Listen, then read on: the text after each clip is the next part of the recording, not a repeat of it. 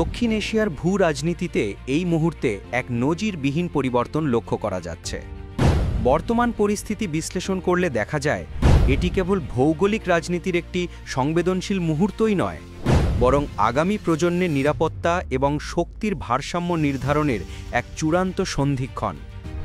ইতিহাসের পাতায় প্রথমবারের মতো একটি নতুন কৌশলগত অক্ষ বা স্ট্র্যাটেজিক অ্যাক্সিস তৈরি হয়েছে, যেখানে ভারত, যুক্তরাষ্ট্র এবং রাশিয়া একই সমতলে অবস্থান করছে। অন্যদিকে পাকিস্তান এবং চীন একে অপরের ওপর নির্ভর করে নিজেদের অস্তিত্ব টিকিয়ে রাখার চেষ্টা চালাচ্ছে। আজকের বিশেষ প্রতিবেদনে আমরা জানার চেষ্টা করব নিয়ন্ত্রণ রেখা বা এলওসি এবং পাক অধিকৃত কাশ্মীরে আসলে কি ঘটছে। এটি কি শুধুই কোনো সাধারণ সীমান্ত উত্তেজনা, নাকি এর নেপথ্যে রয়েছে গত 2 দশকের আধুনিক যুদ্ধ প্রযুক্তি এবং হাইব্রিড ওয়্যারফেয়ারের এক চূড়ান্ত পরিণতি? দিল্লিতে সাম্প্রতিক একটি ঘটনার পর ভারত তাদের সামরিক নীতিতে যে বিশাল পরিবর্তন এনেছে, প্রতিরক্ষা বিশ্লেষকরা তাকে বলছেন স্ট্র্যাটেজিক রিঅর্গানাইজেশন বা কৌশলগত পুনর্গঠন। তবে আজকের এই অ্যাকশনের মূল পরিকল্পনা তৈরি হয়েছিল আজ থেকে ঠিক 8 মাস আগে। আন্তর্জাতিক গোয়েন্দা সূত্র থেকে জানা যায়, সে সময় যুক্তরাষ্ট্রের এনএসএ এবং রাশিয়ার জিআরইউ যৌথভাবে ভারতের গোয়েন্দা সংস্থাকে একটি অত্যন্ত গুরুত্বপূর্ণ এবং গোপনীয় তথ্য হস্তান্তর করে। সেই তথ্যে পাকিস্তানের উত্তরাঞ্চলের সক্রিয় একাধিক সশস্ত্র গোষ্ঠীর গতিবিধি এবং তাদের ডিজিটাল ফুটপ্রিন্ট সম্পর্কে বিস্তারিত উল্লেখ ছিল। সবচেয়ে বিস্ময়কর তথ্য হল, পাকিস্তান এবং চীন এতদিন ধরে যে ডিজিটাল শ্যাডো বা ডিজিটাল ছায়ার আড়ালে তাদের কার্যক্রম পরিচালনা করছিল, ভারতের সাইবার ইন্টেলিজেন্স সেই দুর্ভেদ্য বলয় ভেঙে ফেলতে সক্ষম হয়েছে। এর ফলে তাদের ব্যাক চ্যানেল অপারেশন এবং মোবাইল নেটওয়ার্কের গোপন তথ্যগুলো উন্মোচিত হয়ে পড়ে। এরপরেই শুরু হয় ভারতের এক নতুন ধরনের রণকৌশল, যাকে মারোডিক পরিভাষায় বলা হচ্ছে প্রিএমটিভ ইন্টেলিজেন্স ফরওয়ার্ড অ্যাকশন, যার মূল অর্থ হল শত্রু কোনো আঘাত করার পরিকল্পনা করার আগেই তার উৎসে আঘাত হানা। এই কৌশলের আওতায় যুক্তরাষ্ট্রের হাই অরবিটাল স্যাটেলাইট এবং রাশিয়ার পেন্সিল বিম রাডার প্রযুক্তির সঙ্গে নিজস্ব প্রযুক্তির সমন্বয় ঘটায় ভারত। এর মাধ্যমে পাকিস্তান এবং চীন করিডরে 24 ঘন্টা নজরদারি বা সার্ভেলেন্স নিশ্চিত করা হয়। সাম্প্রতিক সময়ে পাক অধিকৃত কাশ্মীরের প্রায় 18 কিলোমিটার ভেতরে ভারতীয় ইউনিটের সুনির্দিষ্ট অভিযান, বিপুল সংখ্যক সশস্ত্র যোদ্ধাকে নিষ্ক্রিয় করা এবং 40টিরও বেশি গোপন বাংকার ধ্বংস করার যে খবর পাওয়া যাচ্ছে, তা কোনো আকস্মিক ঘটনা নয়। এমনকি পাকিস্তানের যুদ্ধ বিমানগুলো রানওয়ে থেকে ওড়ার আগেই রাডারে ধরা পড়ে যাচ্ছে।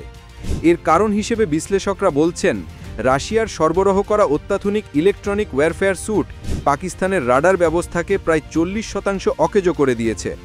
এর ফলে ভারতীয় বিমানবাহিনী আকাশসীমায় একচ্ছত্র আধিপত্য বা ক্লিন স্কাই উইন্ডো বজায় রাখতে পারছে। আকাশপথের পাশাপাশি স্থলভাগেও বড় পরিবর্তন এসেছে।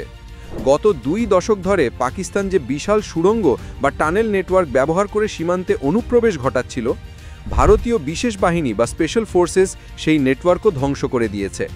এই টানেলগুলি ব্যবহার করেই মূলত বিস্ফোরক এবং রসাদ সরবরাহ করা হতো।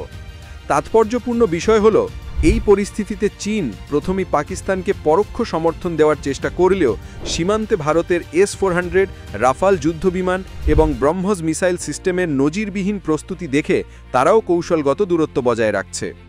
ভারতীয় সেনাবাহিনী প্রকৃত নিয়ন্ত্রণ রেখা বা এলএসিতে শান্ত অবস্থান বজায় রেখে তাদের পূর্ণ শক্তি এখন পাক অধিকৃত কাশ্মীরের দিকে কেন্দ্রীভূত করেছে।